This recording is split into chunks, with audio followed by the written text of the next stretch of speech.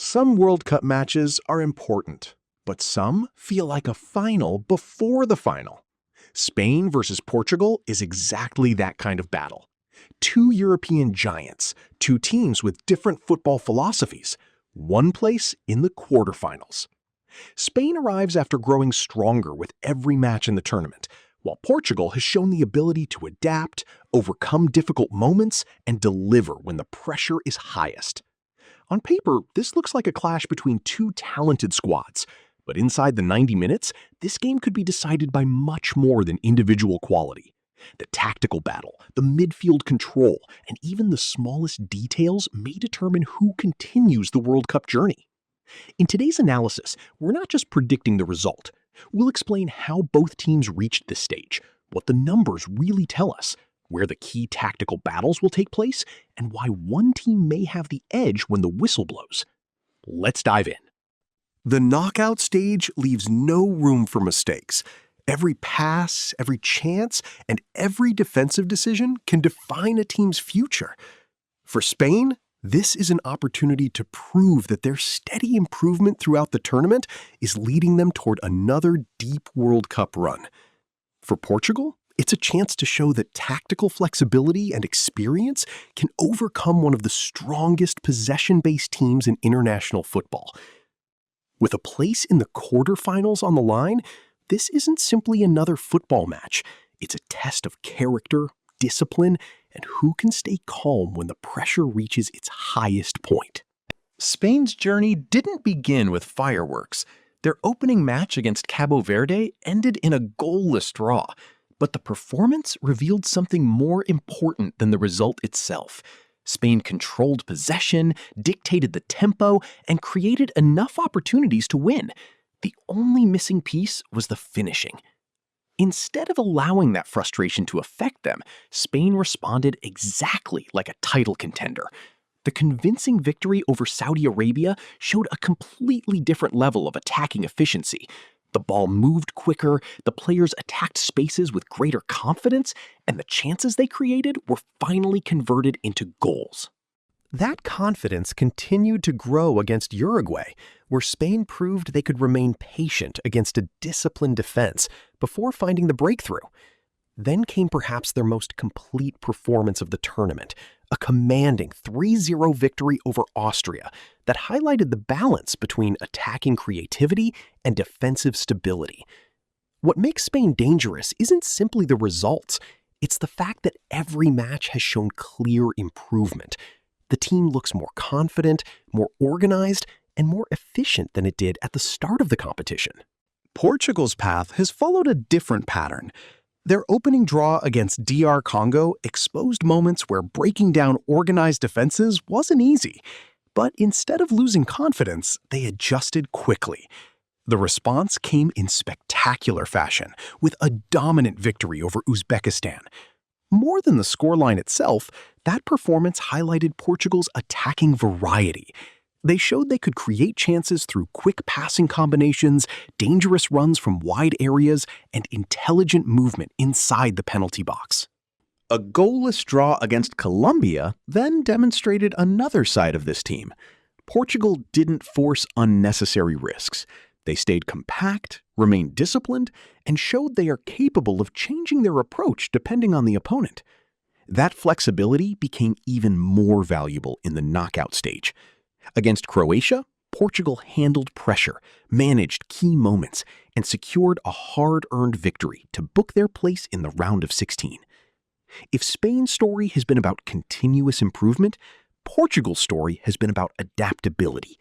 Different opponents have demanded different solutions, and so far, Portugal has consistently found the answers. Both teams have earned their place through very different journeys. Spain has built momentum by refining its style with every match, while Portugal has relied on tactical flexibility and composure under pressure. So now comes the biggest question of all. When these two football philosophies collide, which one is more likely to succeed? If we only looked at the results, we'd say both teams deserve to be here. But when we look deeper into their performances, a more interesting picture begins to appear. Spain has gradually become more efficient with the ball. Early in the tournament, they dominated possession without finding the final touch. Match after match, that changed. Their passing became more purposeful, their movement more coordinated, and their attacking decisions more decisive. In other words, Spain isn't just keeping the ball anymore, they're using it to hurt opponents. Portugal, on the other hand, has shown something equally valuable. Their numbers reflect balance rather than dominance. They don't need to control every minute of the game to remain dangerous. Instead, they've shown the ability to recognize the right moments to accelerate, attack quickly, and punish defensive mistakes. That difference in approach could define everything in this match. The biggest battle won't take place inside either penalty area. It will happen in midfield. Spain will almost certainly try to control possession from the opening whistle. Rodri will look to dictate the rhythm, while Pedri and Dani Olmo search for spaces between Portugal's midfield and defensive lines. Their objective is simple: keep Portugal chasing the ball, stretch the defensive shape, and patiently wait for openings to appear. Portugal, however, is unlikely to fall into that trap. Instead of pressing recklessly, expect them to stay compact, close central passing lanes, and force Spain toward the wings. Once possession is recovered, Portugal's transition game becomes their biggest weapon. With the pace of Rafael Leao, the creativity of Bruno Fernandes, and the support from wide areas, they can turn defense into attack within seconds. That means this match may not be decided by who has more possession, but by who uses possession more effectively. One of the most fascinating duels will be Rodri against Bruno Fernandes. Rodri wants to slow the game down and give Spain control. Bruno wants to speed it up with one decisive pass. Whoever wins that midfield battle could shape the entire flow of the match. Out wide, all eyes will be on Lamine Yamal. His ability to beat defenders one-on-one could become one of Spain's biggest attacking weapons. Portugal must find a way to limit his influence without leaving dangerous spaces elsewhere. Inside the penalty area, Portugal will rely on the experience of Cristiano Ronaldo, while Spain's defenders must remain fully focused. Even if he receives only a few opportunities, his movement and finishing ability can still change a knockout match in a single moment. Spain's greatest strength is their control of the game. They rarely panic in possession and continue searching for solutions until defensive lines begin to break. However, if they move the ball too slowly, they risk allowing Portugal to stay organized and wait for transition opportunities. Portugal's biggest strength lies in their flexibility. They can defend patiently, attack directly, and adapt to different situations. The challenge for Portugal will be maintaining defensive concentration for long periods, because against Spain, one lapse in positioning can be enough to concede. Based on each team's performances throughout the tournament, tactical balance, and current momentum, this match appears extremely close.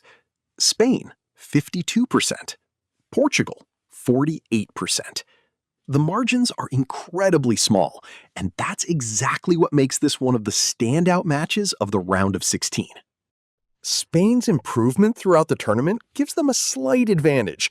Their midfield control, growing confidence, and balanced performances suggest they may have just enough quality to edge this contest. However, Portugal has already shown they can survive difficult matches and capitalize on small moments. If Spain loses concentration or leaves space during transitions, Portugal has the players capable of punishing them immediately. Our prediction? Spain to win 2-1 after a highly competitive match. Football has a way of surprising everyone. That's why we analyze the game, but the final answer is always written on the pitch. Do you agree with our analysis? Who do you think will reach the World Cup quarterfinals? Let us know your prediction in the comments. And if you enjoy tactical football analysis backed by real performance, don't forget to like the video, subscribe to the channel, and we'll see you in the next match analysis.